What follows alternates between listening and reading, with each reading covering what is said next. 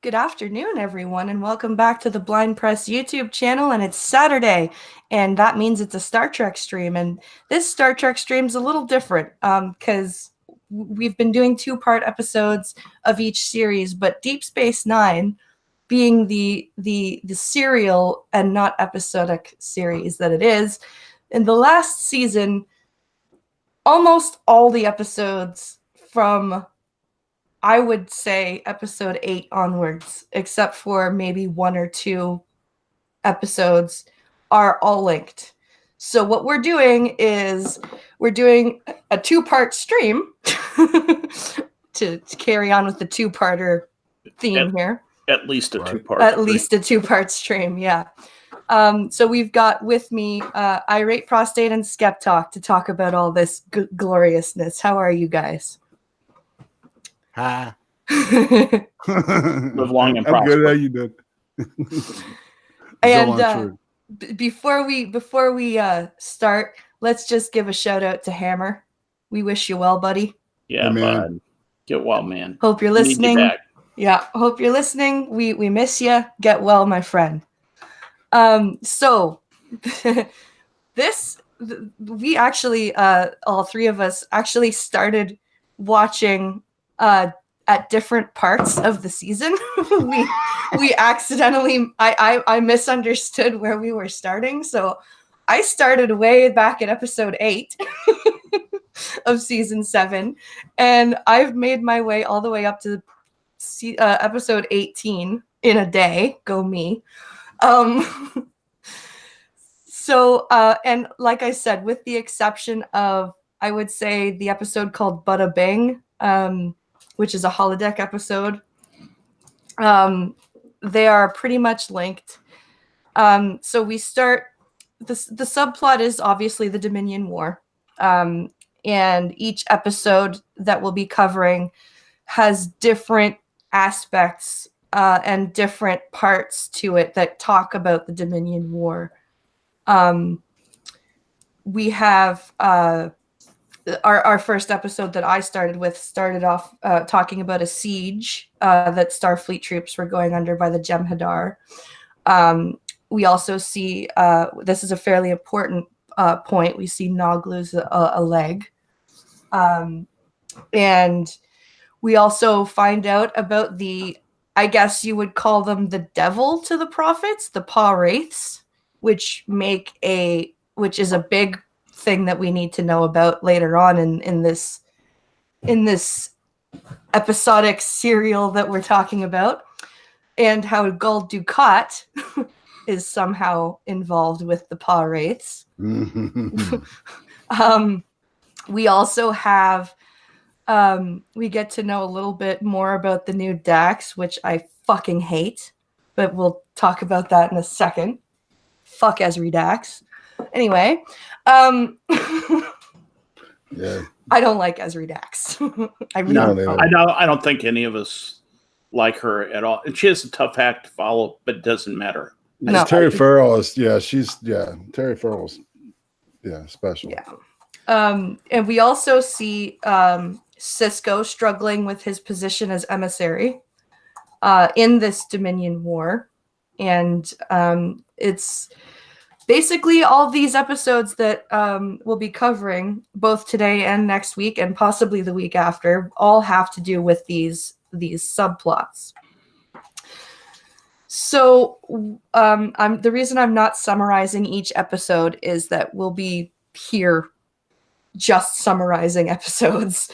So I just thought I'd give a basic synopsis of the season, and we would kind of nerd out about the different things that we've seen and experienced while watching. And the first thing I'd like to say is, I don't think I've ever cried so much while watching Star Trek.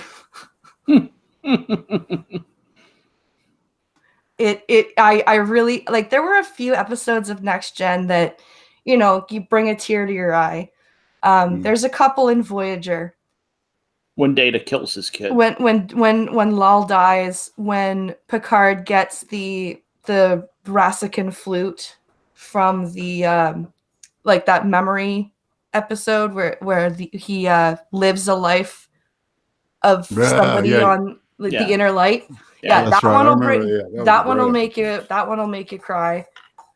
But if you have a soul. if you have a soul, yeah. But with Deep Space Nine, especially in this, like there were a couple of episodes in prior seasons that brought tears to my eyes, like The Visitor, for example, or Hard Time. But this season, holy crap!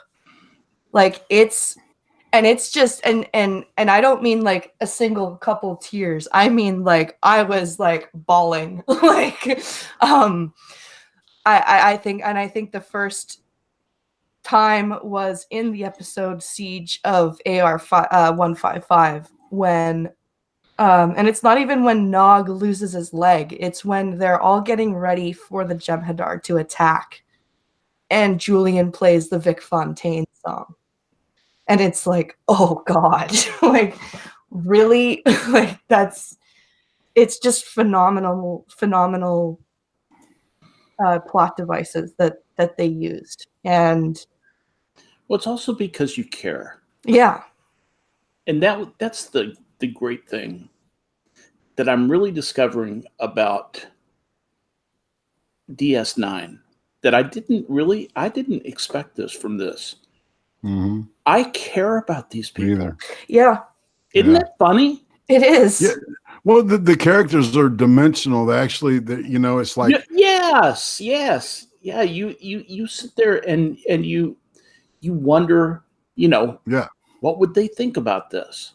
What would Cisco think about that? How would he react? What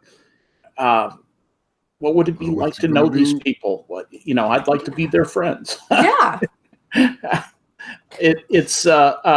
know it sounds like the just a weird fanboy thing, but it's not. It to me it's the sign of excellent, really excellent writing. Some of the best writing I've ever seen on the little screen. Truly. I would agree. Do you think that like, all right, like my favorite character, of course, is Garrick. Okay. Yeah. Well, right. Yeah, move over. See, I thought I was going to say, do you think that this was like set up to write around that character? Oh well, it like, or he's one of them, maybe. Yeah, to me, that was one of the brilliant things. This is where I just wanted to explode out about how wonderful this was for Garrick. I know I'm jumping ahead deep into the other episodes, but I just loved what this was for Garrick. Garrick was great. It was all the way through, and he changed. Yeah. I mean, he even had more character arc. That's a rich character right there. It is. I love that. I'm completely was impressed. And can I say that for once, Kira was actually okay in the freaking She Covenant? had 2 or 3 scenes where there were sparks of acting. Yeah. I will grudgingly admit that there were a couple of times I thought, okay, don't you think after 7 years, classes. right? Sorry? Exactly. After 7 years, stop watches right twice a day. Yeah. Yeah. A blind hog will forage an acorn once in a while. Yep. Well, I mean, you do something for 7 years, you know what I'm saying? It's like, I'm sure that interacting with the other actors and stuff, that she picked up something because she was actually tolerable. Maybe I should make a facial expression. That's what I'll do. I'll try smiling, Yeah. Yeah. Exactly. The interesting, and I have to say, the actor that does Gul Dukat, holy crap. Oh my God. Yes. Was that a tour de force or what? Like, especially when you're watching him, when you find out about the Pa Wraiths, which are basically, as I said, the antithesis to the prophets. Right. The Satan items. Yeah. Yeah. The devils. When you Well said. When you watch Dukat and you're like, holy shit, he actually believes this crap. Yeah. Because at first I was with Kira. I was like, yeah, he's just being Dukat, right? Right. And then you're like, wait a minute. Well, when he opens that little thing, the Pa Wraiths, like, I think they come into his body. Yeah. And I think he's possessed by one of them. Yeah, that's why he killed Dax, because he was possessed. Right. He killed Jadzia because he was possessed by the Paw Wraiths, and he was trying to close the wormhole, and she was trying to stop him. Yep. I remember. Yeah. But it's just, there was the thing. At first, I was mad that they didn't end it with Gul Dukat being turned out as a blind beggar on the streets of Bajor, because I thought, what a perfect ending for that bastard. Because I hated him so much, right? Yeah. But then they wrote an even better ending to me. Yeah. I like the ending that they wrote. Did you like it? See, I haven't. I've only gotten up to. Never mind. Till Death Do Us Part. I'm halfway through Till Death Do Us Part because this is what I was talking about. I knew I was going to do this. I'm sorry. It's all good. You haven't spoiled anything yet. Nothing happens. Everything's fine. Yeah, everything's fine. Everybody happily ever after. See, I don't know what happened to Dukat to where he ended up looking like a Bajoran. Did he have that done surgically? Yes, he did. That happened in Penumbra. Yeah, and they cover, but they actually cover that in, there's a one-line mention that, I see the surgeons blah blah, are excellent or something. Yeah, that line. Okay, that surgeon you recommended is marvelous or something like that. Yes, exactly. Yeah, that was the one I was trying to think of. So, but Gul Dukat, that was a marvelous character arc. I like the villains. I even like the villains in this. Yeah. Yeah. Is it just me, or do you feel sorry for that Cardassian Dumar? Yeah, there's empathy absolutely. That guy, he's a war-hardened Cardassian. He's lost some friends. He's doesn't know what the fuck he's doing. He's starting to doubt this alliance with the Dominion. He's an alcoholic because he's so just. He's an utterly tragic character. He is out of a Greek tragedy. Euripides could have written this character. Oh yeah. And he's well acted. The guy that plays him does a great job. Spot on. Yeah, I agree. And that's what's so cool about this is that even the secondary and tertiary characters are like three-dimensional. And they're pouring a lot of good content into this, and you're anxious for the next minute of this. Yeah. I'll tell you something. I will watch this again and again and again. This will be one of my favorite things of Star Trek to ever watch. Is this group of episodes from DS9. And even throwaway characters like Ezri's family in the Prodigal Daughter episode. You're like those characters were well written. Yes, there's attention to detail all the way through. Yeah, like you've got the matriarch who's ruthless. Right. You've got the older brother. We know people like that, don't we? We do. And because you can relate your own experiences to those type of people, it makes them seem more real. And I love that. That's just a hallmark of good writing. And like, even though I don't like Ezri, I could feel for her. Like, yeah, your mom's a bitch. That really sucks. Like you feel bad for her. Even though I don't like Ezri Dax, I feel bad that she has such a. It's not that I hate Ezri Dax. I don't hate her, and I was prepared to. Yeah, I really was, because of who she was following. One of my very favorite characters of all time in Star Trek. Yeah, but it was. I was prepared to hate her, but I don't hate her. She just fell flat. I don't like her voice. Her voice bothers me. Really? Okay. Yeah. It's very high pitched. It's very whiny. Yes, it is whiny. It's when you like, it's just so like, even not even Jadzia, but all of the Daxes are supposed to be in their own way, very strong, very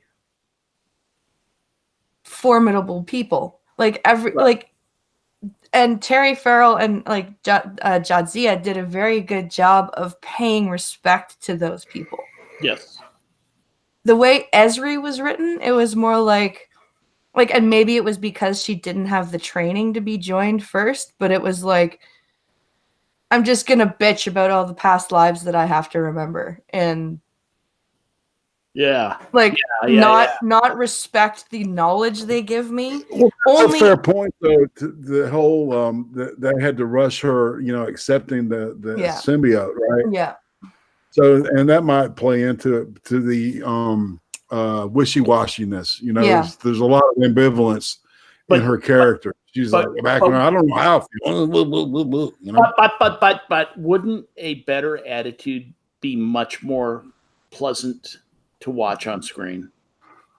Because even Jadzia had some issues with figuring out which is which, right? But she did it differently. She had more grace about it. Yes. Yeah.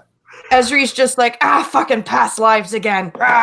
You know what I mean? It's just, it's very... It seems disrespectful. It does. And I don't like that. And I just don't like that. And you know what bothers me is she doesn't appreciate it, but then when somebody tells her she doesn't have the experience in something, she's like, oh yeah? Well, I've got 9 lives of blah, blah, blah. And it's like, okay, either he pisses you off that you have those memories, or you be consistent, right? You know that actress is Canadian. Oh, really? Yeah, I hear a little right now. I'm messing with you. No, she's and like I said, like I don't dislike Ezra. Like when she comes on screen, I'm not like, go away. Oh shit. But I don't like, she's not Jadzia. You know what I mean? It's right. Right there now, were hard shoes to fill. But I agree with Maddie on that. She made a point. Let's see what Maddie said here. She said they didn't write her well. It could have been a great arc, but they didn't know how to write it. Yeah.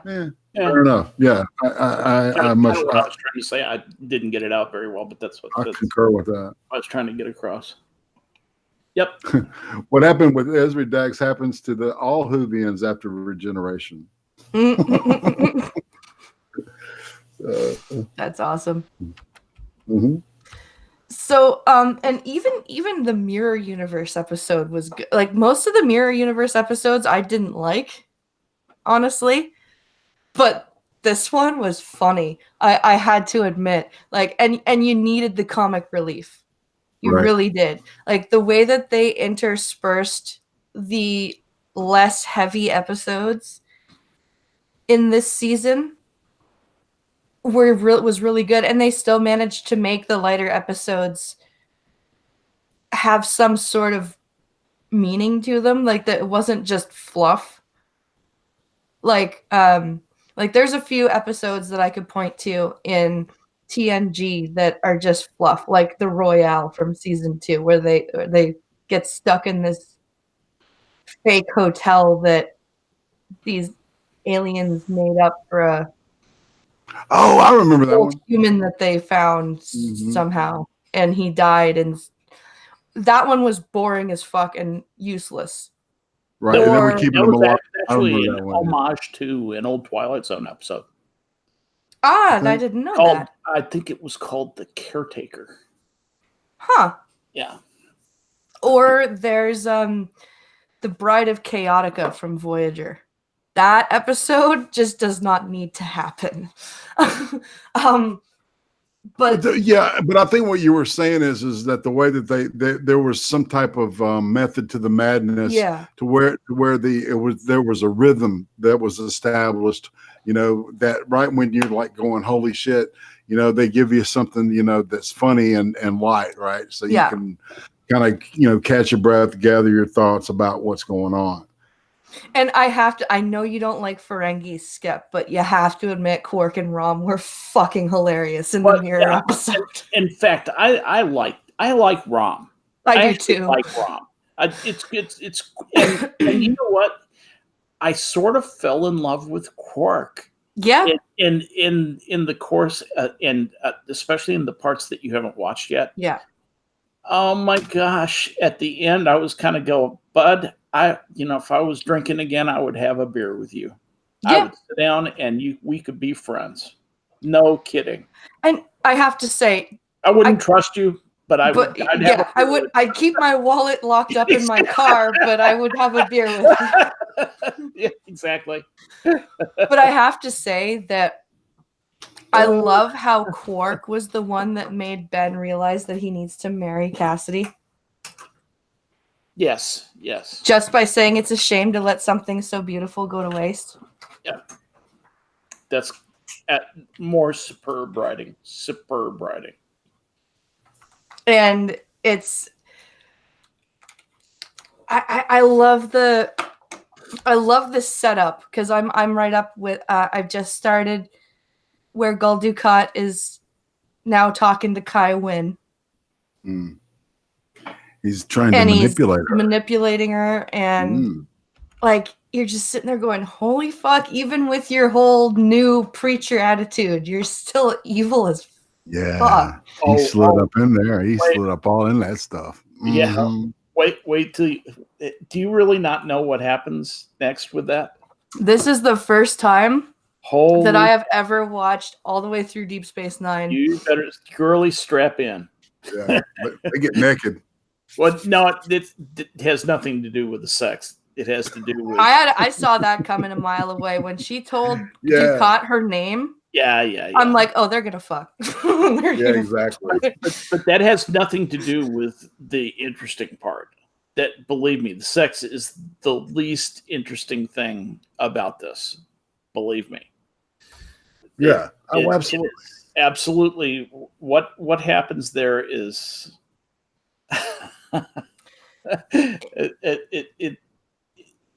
It really is, to me, the character arc of the Kai at the end of this, at the end of the season, and what ends up happening there. I stood up and had my arms in the air going, yeah, shouting. I was so happy. When I hated Kai Winn. Well, so me too. She is such a psychotic, evil. But I'm going to make a dangerous prediction here. I think you're going to like what happens. Sarah says, "Oh, that chick is one I love to hate." Kai Winn, yeah.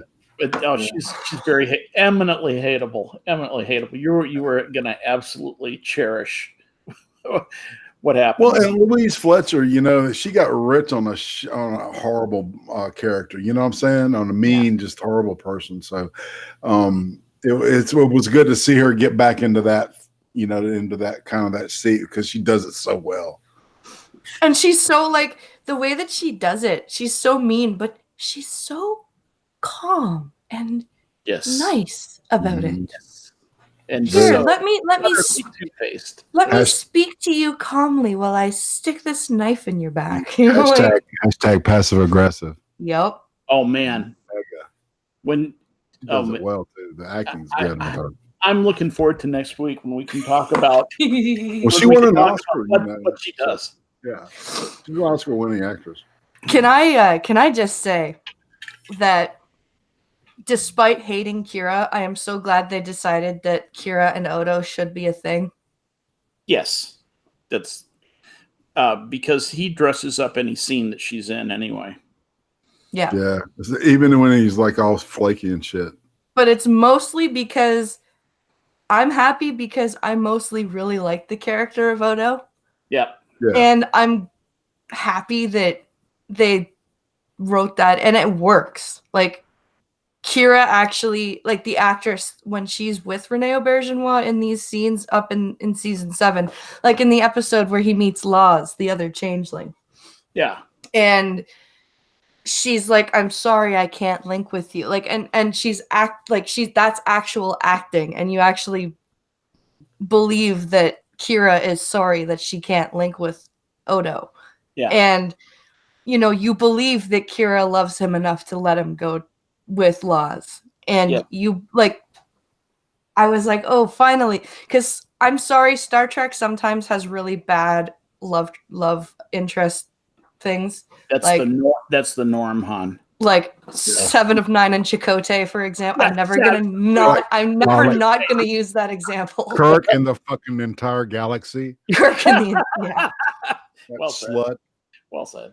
Back in the day, I had a friend that I was watching the Next Generation with. When it was like coming out every Sunday new, and whenever Riker would start macking on somebody, we would say, "Yeah, he's kirking her. He's gonna kirk that one."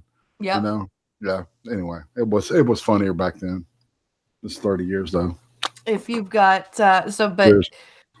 Odo and Kira actually work, and it's well written, it's well done. And there are so many things in Deep Space Nine that are done so well that you can look at the other tracks and be like, they didn't do that as well as they did in Deep Space Nine. And I think honestly, it's because the episodes were serial instead of episodic. I really do. I think the format of the way that they did the series was why the series was so good. Right, because it's Space Mall, right? You've got Noggin Rom in the bar. You've got Garrick at the tailor shop, right? So you've got all these different stations. Then you call it the Promenade. Yeah, exactly. So it was, it is episodic because you've got all these storylines that keep intertwining with each other as they intertwine with each other. So it's cool shit. Yeah. Yeah, and if you follow it, it becomes like I'm anticipating the next episode on it just because it's really good to binge. It is. It's like yesterday I was cleaning up my living room and everything, and I just had the Star Trek going. Mm-hmm. It's good stuff. Granted, there were times where I just sat down on my couch and went, "Holy fuck, is this happening right now?"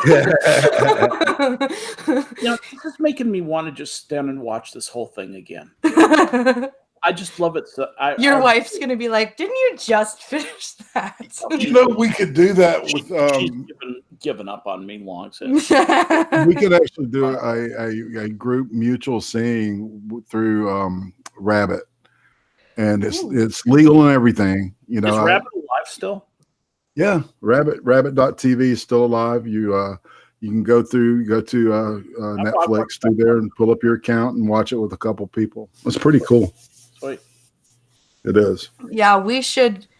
That'll be fun. Figure out a time to sit down and watch some Trek together because that would be really fun. Just call me up day or night. I'll take amphetamines to stay awake. What's with the weird gif? What's with the weird gif? Ask I rate prostate. What's with the weird gif? That's Garak, man. It's Garrick. Yeah, he's blinking. He like when he talks to everybody, he's like a snake.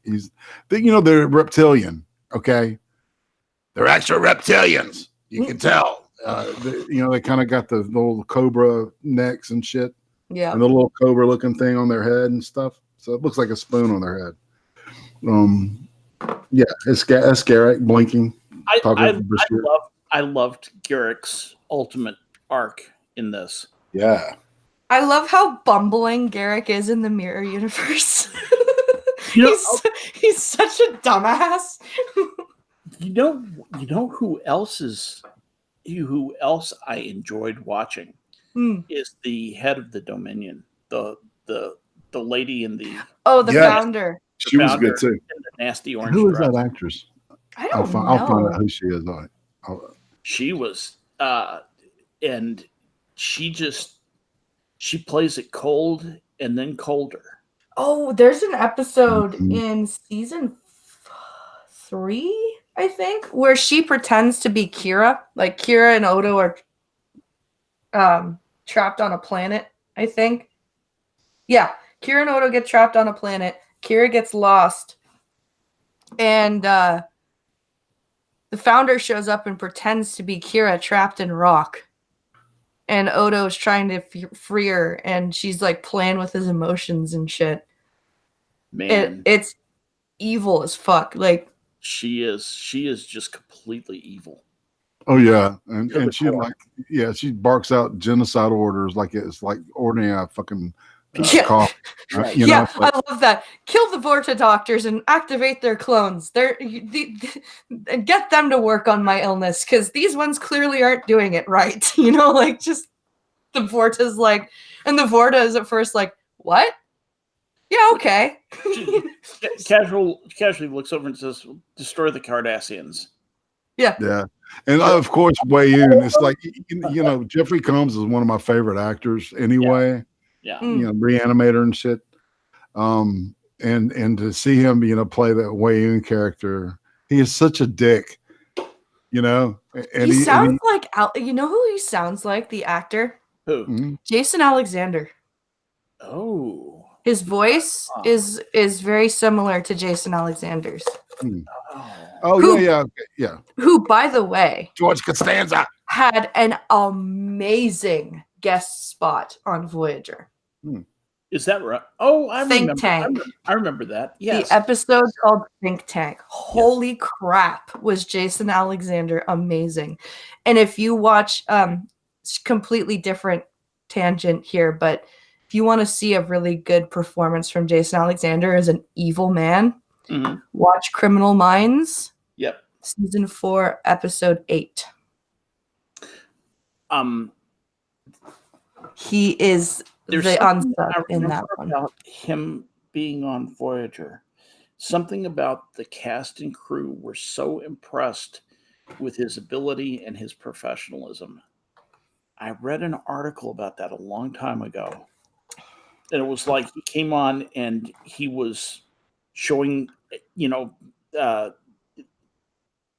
they were just amazed at how professional he was. I don't remember the specifics. Anyway, the first time I watched Think Tank, I was like, holy fuck, is that George Costanza? Really? And I went, that can't be Jason Alexander. And I went, holy crap, I have new respect for him. He's an actor's actor, isn't he? Because when I watch him as George, I'm like, ugh, I hate George Costanza. He pisses me off so much. He's one of the reasons why I can't watch Seinfeld, because he just drives me insane. Yeah. And then I watch something like Think Tank, and I'm like, okay, I have some renewed respect for you, sir. You are clearly an actor, like a very good actor. Yeah. And I found he was doing Seinfeld to make bank. I mean, that was not a stretch for him. That was almost like summer stock play for him. Yeah. And I find honestly the actor who played Laws, the other changeling, kind of sounded the same. I often wonder if it's the same guy, because he sounds exactly like the Vorta dude. But I don't think it is the same guy. Probably not. But I'm back. Born from Gulf City says you're right. It's like a snake. Khan. He says Khan from the Jungle Book. Ka. He means Ka. Yeah. From the Jungle Book springs to mind. Ka's probably my favorite animal character from the Jungle Book, because he's so sneaky and evil. But anyway, sorry. The anaconda? Of Ka. Yeah, the snake. The snake, yeah. Up in the trees, look into my Shut your eyes and trust in me. Trust in me. I don't have time for that right now. So what I wanted to mention was, I just had to appreciate, like, I keep going back to the Mirror Universe episode, because there was so much heaviness in the Covenant, and It's Only a Paper Moon, which I'm going to spend a few minutes talking about in a minute, because that episode was amazing. And you've got Quark and Rom in the mirror universe trying to rescue Zek, which was Rom trying to figure out the alternate universe was just amazing. And Quark's just like, Rom, go back to sleep. Right. Just... or he fixes he installs the cloaking device and Mirror Worf is like, okay, kill them. And he's like, that's it. I'm not helping you anymore. It's like, oh my god. I have got to watch that. I need to watch that. Well, because it's hilarious to see just raw or just and watching Quark, Rom, and Zek with Mirror Garrick is amazing. You are going to be in tears laughing so hard, Skep. If you haven't seen it, it's our Garrick would know how to interrogate people. Our Garrick would know how. What do you mean? I know how to interrogate people. Ha! They all start laughing at him when he says. I can't wait to see that. That's going to be some fun. It's amazing. And then we get to what I liked the best about the episode about Laws, the Changeling, was the turmoil they had Odo going through. Yeah, and he starts looking really rough during like through almost the end of the series. Yeah. Yeah. He's looking really, I really want to buy him some fucking lotion. He's just flaking off and stuff, man, and it gets worse and worse, And then we find out that he's got the disease, I'm assuming. From Section 31, we find out more than that. Well, I found out about... Don't bust it open for him. So I didn't say anything. So speaking of Section 31, that's an episode. They don't exist. No. Yeah. I've never heard of them. Well, that's an episode that Skep's gonna have to watch. It's just before. I know who Section 31 is. I'm pretending they don't exist. Yes, no, they don't exist. Yes, they do. No, they don't. Yes, they do. Exactly. I have to say that the episode where we learn about Section 31 was Bashir's, from what I've seen, because I haven't seen up to the end of the series, but was Bashir's best. Mm-hmm. As a matter of fact, the original script for that episode was called Unnamed Bashir episode.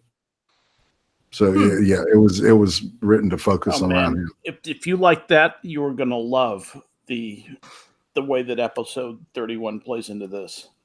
Yeah. You're going to love it.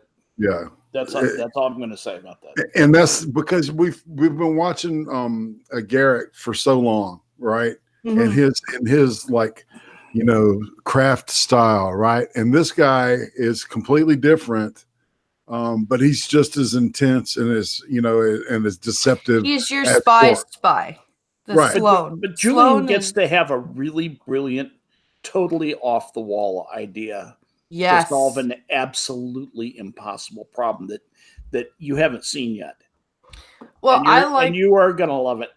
I liked how he handled when he was stuck on the Bellerophon when they got going to Romulus. And the Admiral gave himself we find out the Admiral gave himself an aneurysm just before he could arrest the Section 31 dude. Mm. And Julian has to go to a Romulan and say, help. Yeah. That was a brilliant way to write that, because basically he had to go to the Tal Shiar, or to a Romulan senator, and it would get back to the Tal Shiar, which is Romulan intelligence, which you don't ever want to fuck with. So for Julian, that was a great character arc for him, especially when he calls out the Admiral at the end. He's like, "Where's Sloane, Admiral?" Sloane's dead. No, he's not. Where's Sloane, Admiral? Or like, and he just lays everything out and just, I see right through you. Yep. And it was brilliant. It was absolutely brilliant. And the fact that the guy who played Bashir was so, like, he acted it so well, where he's like, I realize there's nothing I can do. Yep. And and you see it because Sloane ends up in his quarters and he goes, Bashir to security. And Odo's like, yeah. And he goes, never mind, my mistake. Because he knows that Sloane is right. But he doesn't like it. Because Julian's your idealist, right? He's an idealist. He believes that the Federation is, golden and man is perfectible. Yeah. And one flaw with his character, though, is that if he's genetically engineered like Khan, like Wrath of Khan, yeah, and that whole bunch of people, I think I think they're playing him like intellectually dumber than he probably should be, and that's my only real complaint about the whole. What is he not doing that he should be doing? Figuring stuff out like ahead of time. And start, it's like Khan would be like flipping these people and playing, all of them. But he did figure it out. It was just written for us, to surprise us. There's a Mary Sue danger there. Yeah, yeah, that's true. Yeah, if he can solve everything, if he can figure everything out, there's no drama. Yeah. Right, and the altruistic, I guess, solution would be the most logical one and the easiest one, the simplest route to take, right? Mm-hmm. And maintain lives too. That's really interesting if you think about the dilemma he's presented with, especially being a physician, taking a Hippocratic oath. Well, and it's not just that; it's that he had to, basically, he had to turn into a spy. Yeah. Yes. Exactly. He was a doctor who was a spy. And I love how Cisco had to tell him. It's like, this isn't one of your games. This isn't one of the holosuite, James Bondy type thing. Like, you could die. Just be careful. And speaking of being careful. Sorry about the dogs. No worries. So let's talk about the episode It's Only a Paper Moon for a bit, because I know that doesn't really have much to do with the Dominion War, but it was so good. Nog recovering from losing his leg and having to go and choosing to go live in the holosuite with Vic Fontaine, which is why I picked Bada Bing to be part of the episode list, because Nog went to go and help Vic specifically because Vic helped Nog. And he even says it. He's like, I want to help Vic. He saved my life. I didn't think there was anything for me after I lost my leg. And that's why it kind of, for me, ties it in. And it's a good comic relief episode as well from the heavy, because we just saw the episode just before that one is the Laws episode, I believe. It's called Chimera, I think. Yeah. And it's a good break in the heavy. It's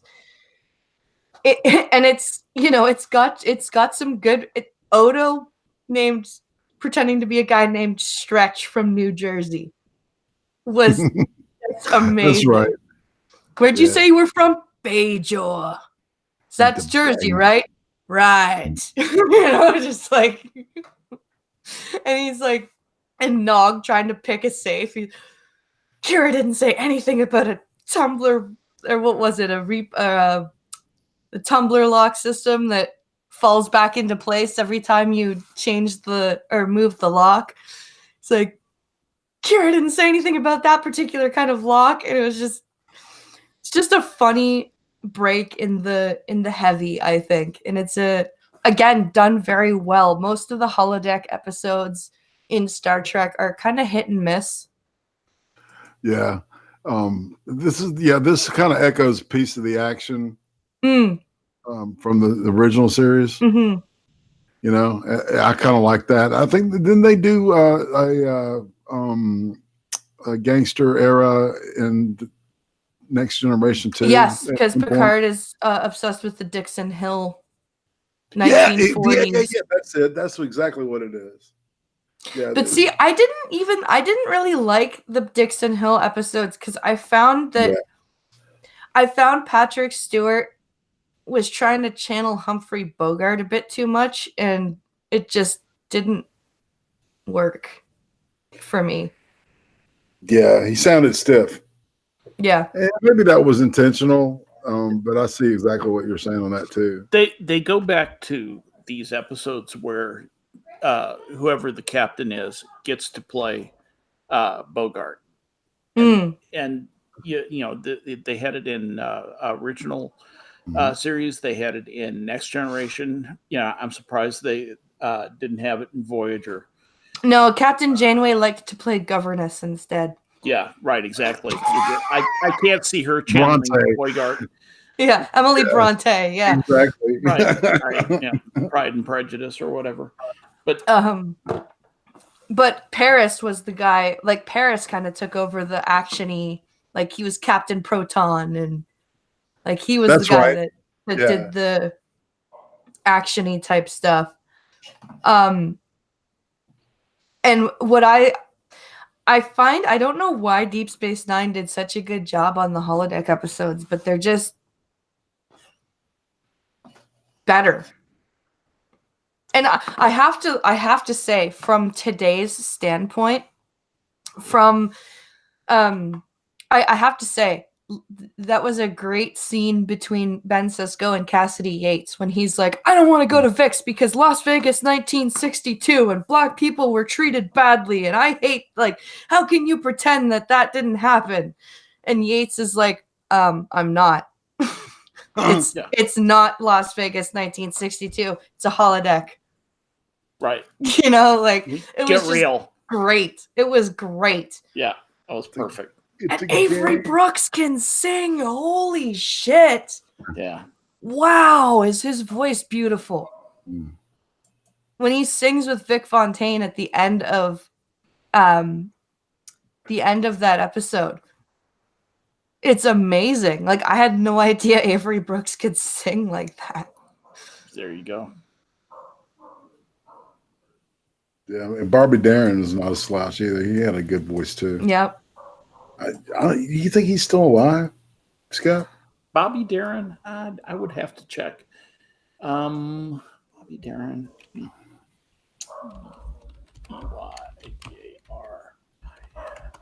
Janeway reminds me of Judge Judy. I have no idea why, says Bjorn in Gulf City. Now, Bobby Darin died in 1973. No, not Bobby Darin. Who was that? Who plays the guy? I was thinking that he died very young of heart disease. Yeah, it's a different name. It's okay. But it's one of 20 billion people who've lived on the earth, so that narrows it down. It's not Bobby Darin. It's 19,990. Give me a second. I'll find it. It's James Darin. James Darin. Okay. That's it. James Darin. Who is he? Plays Vic Fontaine. Oh, okay. Yeah, he was like a Netfunicelli and what's his name? He was like a low rent version of him. Okay. Okay. Not low rent, but a lower tier. Yeah. Yeah, and he was starting beach movies and shit back in the 60s. Remember those? James Darin. Tall, good-looking James Darin was a student of acting coach Stella Adler, famous, and made his name in the 1950s in a series of teenage-themed films. A better actor than most of his contemporary teenage heartthrobs, he nevertheless found it difficult to escape the teen idol image he got in pictures like Gidget and Gidget Goes Hawaiian. Mm-hmm. Gidget the Gidget that ate Cincinnati. The Gidget goes to What is this Japan. Gidget series of? Goodbye, Cruel World, Her Royal Majesty. His film work tapered off in the 1960s, but he did a lot of TV work. He did the Time Tunnel. Remember that? The Time He was Tunnel, the yeah, star of the Time Tunnel. That's what I remember him from. Yeah, I was sitting here thinking, James Darren, where do I Is know that a that name kids from? show? Time Tunnel? No, it was a primetime science fiction show. In 1966, the Time Tunnel came on because they figured, well, space travel works. Let's try time travel. And so Right. Yeah, it was Irwin Allen too that had done Voyage to the Bottom of the Sea, fucking Lost in Space, and then this. Right. That's awesome. Yeah, that all set the groundwork for Star Trek, right? Yeah. So remember that cool time tunnel that they had set up too? That that it was this awesome thing. It was literally a tunnel that you walked back into, right, and then you vanished and ended up at the appropriate time. I wonder. There's a kids show now on PBS called Dinosaur Train. Yeah, and it's about dinosaurs. Like it's about a dinosaur family of pteranodons who adopt a T-Rex baby, and they use time tunnels to go to different parts of the Jurassic, Triassic, and Mesozoic eras and learn about different dinosaurs. And I'm like, I wonder if they took that concept of the time tunnel. that was in the Man in the High Castle. If people are following that, the last season ended with them like finding something like that and using it. But it's like a dimensional portal tunnel, and it's underground in a cave. So yeah, so maybe there's something to that, like some like a professional nod or homage to the original series, which was excellent. It got canceled after like 1.5 seasons. Like everything else good.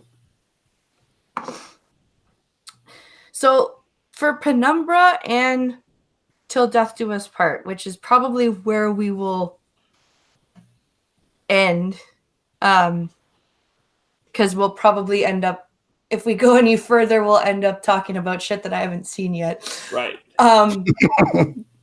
We've already sort of done that. But so anyway. Penumbra and Till Death Do Us Part is, so Cisco has decided he wants to marry Cassidy. And the prophets decide that that's not a good idea.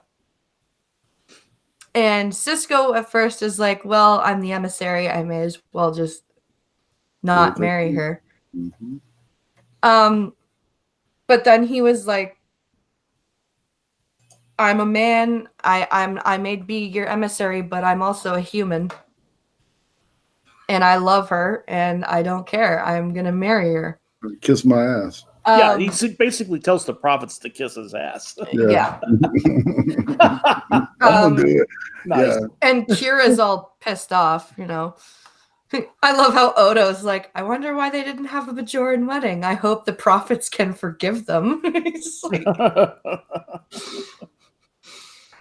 oh, man. and our subplot for these 2 episodes, of course, is Worf and Ezri Dax.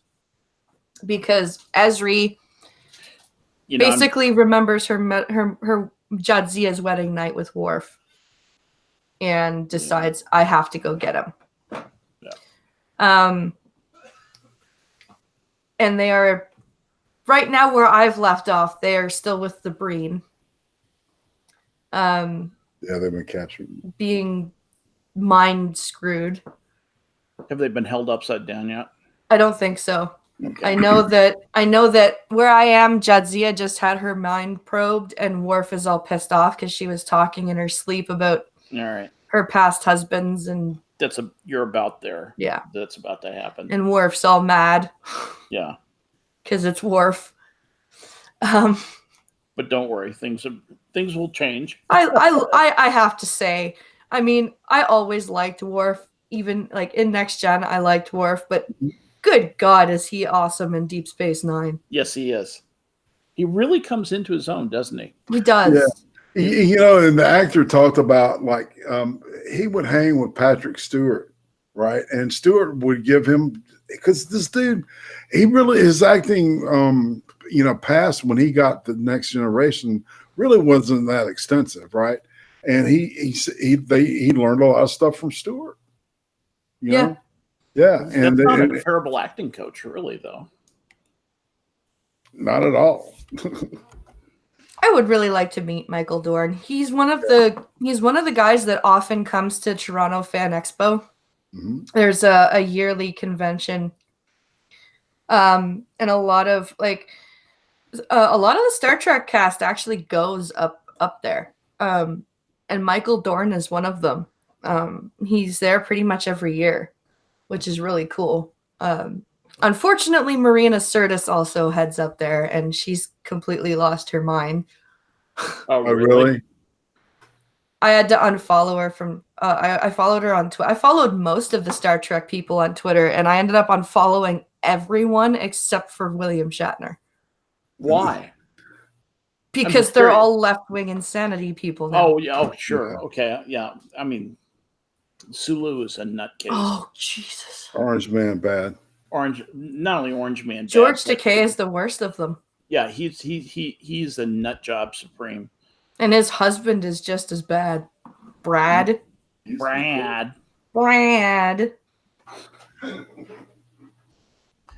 I'm going to, I'm just going to shut up. Yeah, Cult of Krill says Marina became an annoying leftist. She really did. Everyone except for Bill and Patrick Stewart have just lost their minds. Like, LeVar Burton has gone insane. Jonathan Frakes has gone insane. Well, Jonathan Frakes was always a lefty. Yeah, that's true. Well, it's easy to really. He was kind of an Al Gore kind of a, guy. Absolutely. I can see that. I could see him playing Al Gore in a biopic. Me too. Possibly the most boring movie ever made. The biopic of Al Gore, yeah. The Life and Times of Albert Gore Jr. You know what? And it should be called "I'm Super Serial." That's a South Park joke. If any of you didn't get that, exactly. Super Serial. I'm Super Serial. Super Serial. There's a man bear pig. Is South Park just a national treasure, an international treasure, or I what? think so. Oh, jeez. Yeah, they're a good mirror to look at. So, what do you guys think? Have we? We've beat this one to death because we're about to go into the really, really cool finish of this, and I almost don't think we'll be able to do it in one stream. I don't either. What we have left, I think we need to see how far we can get next week. Yeah, and just kind of play it by ear, because I really want to take our time and pay attention to the arc of each character. That's the way I almost think we should do it. I agree. Instead of like synopsizing each episode, is look at the arc of each character in these episodes. Yeah. Look at what happens to them. Look at the events that happen to them, and look at how they're played and how the writing is, and just how amazingly it all fit together. God, I agree. It is really, seriously, no kidding. That is some of my favorite TV I've ever seen in my life, and I've seen a lot of TV. Good. Really, truly. Yeah, I agree. I think that's going to be the best way to break it So down. from Penumbra, all right. So after Penumbra, it's like Till Death Do Us Part is the next one. 9 episodes. Yeah. Explain to my wife I have to watch it again. I have to watch it again. Why not? Of course I do. I might have to watch it twice. 3 times. Why not? Yeah. It's good for me. It is good for you. There's never too much Trek. Unless it's Discovery. I agree. Then there's 1 second too much. Yeah, I'm going to say Discovery is not Trek. No, it's not. Discovery is some other show. They use the name, and I don't completely understand. Do you know that Michael Dorn is a Texan, by the by? I did not know that. He was born in Luling. I didn't know that. And Did he play ball? Michael Dorn? He looks very athletic to me. Don't know. Luling is Is he from Texas? I mean, he had to play. Luling. Oh awesome man, he's down from deep in the heart of Texas. I mean, like down around San Antonio kind of area, down between San Antonio and Austin kind of area. So I mean, he's like, this isn't like Houston or like close to New Orleans or anything like that. This guy is from the center. The center. If you took an arrow and aimed it at the heart of Texas, you'd hit Luling. Nifty. Interesting. Interesting that he's there. That he's from there. I think that's. Wonder how long he lived there. His first role was in 1976 as Apollo Creed's bodyguard, although he was not credited. Let's see. He first landed a regular role on the television series Chips. He was one of the, ancillary officers, I guess. And obviously, Worf is his biggest role. He was also Kirk and McCoy's lawyer in The Undiscovered Country. Yes, Dorn's appearance in the film Star Trek VI, The Undiscovered Country, was as Colonel Worf, representing James T. Kirk and Dr. Leonard McQuarrie at their trial on Kronos, and also unmasking the real assassin, Colonel West. Yeah. He also directed Star Trek Deep Space Nine episodes In the Cards, Inquisition, When It Rains, and the Star Trek Enterprise episode 2 Days and 2 Nights. Cool. He directed In the Cards. I didn't know that. Yes, he did. Let's see. In 2012, Dorn announced a desire to return to his Klingon role in a television series tentatively titled, wait for it, Star Trek Captain Worf. He said, I had come up with the idea because I love Worf, and I think he's a character that hasn't been fully developed and hasn't been fully realized. Once I started thinking about it, it became obvious to me that I wanted to at least put it out there, which I have, and the response has been pretty amazing. We've been contacted by different individuals. I can't say who and all that, but about wanting to come on board and be a part of this. In 2014, blah, blah, blah, he participated in the fan-produced Star Trek episode Fairest of Them All, giving his voice to the computer of the Mirror Universe Enterprise. It's interesting. So this is super cool. Yeah, he's just, I just love the guy. He's just, he's an accomplished pilot. He has flown, in, I mean, he flies a T-33 shooting star. That's a jet trainer. It's subsonic, but it'll actually go supersonic if you put it in a dive. But that's what they used to train Air Force pilots, or they used to train Air Force pilots with. He bought it surplus, and he refers to it as a starship. That's awesome. And he used to own an F-86 Sabre, which they used to call a Lieutenant Eater. That's amazing. Yeah, and he's like a IFR multi-engine kick-ass jet pilot. He's the Bruce Dickinson of Star Trek. Yeah, that is so cool. Yep, he's also a cancer survivor. He's had prostate cancer. Oh wow. Yep. Go Michael Dorn. Yeah, indeed. Michael Dorn, my hero. Hell yeah. Well, guys, I think we've talked everything that we wanted to talk about, and I think it's that time again. I hope everyone enjoyed our nerdiness today. I sure did. I want to thank Skep and Irate Prostate for coming out and talking with us, and I hope you guys will come back next week for more Deep Space Nine fun. Please, if you guys are around, be sure to tune into the Minions of the Zoo tonight at 11:30 Eastern, 10:30 Central, and The Blind and the Special tomorrow night at 10 p.m. Eastern with me and Pincalo. And Irate, who's on the ice cream interview this week? It's Mad Dodge. Awesome. Yeah. So, yeah. Can I show one thing also? Of course you can. Go ahead. Finish shilling. All right. I'm sorry. You're good. No, I'm done. You done? I wanted to show something, and this is a book by SDA, Some Dumb American. Right. And I thought if I could, I would post the link to her Audible book, which just came out.